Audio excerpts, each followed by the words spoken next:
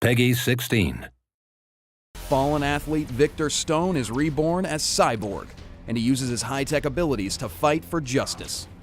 Cyborg is a ranged marksman who excels at inflicting incredible amounts of damage in a very short time. He relies heavily on his basic attacks, and all of his abilities are used to augment his effectiveness at targeting and destroying his enemies. Victor's passive is cybernetic targeting.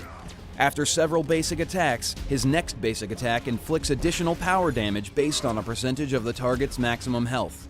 Tracer Shot fires a narrow beam of energy in a line that damages all enemies caught in the blast. It also applies a debuff to all enemies hit that increases Cyborg's chance to critically strike that target for a short duration. One of his best tools for guaranteeing kills is Charged Burst. Charged Burst releases a blast of electricity in a large area around him that slows all enemies hit for a short duration. Any enemies that are marked with a Tracer Shot debuff will have the slow dramatically increased and take a small amount of damage.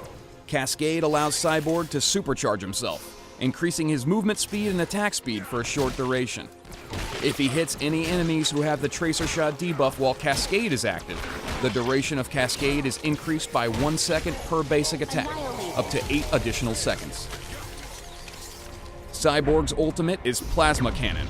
Plasma Cannon is a devastating blast of plasma energy that inflicts high attack damage to all enemies in front of him. Plasma Cannon has a longer range than his basic attack and a much wider range than his Tracer Shot. Cyborg's high damage potential and fragile defensive make him excellently suited for laning alongside an enforcer or a support.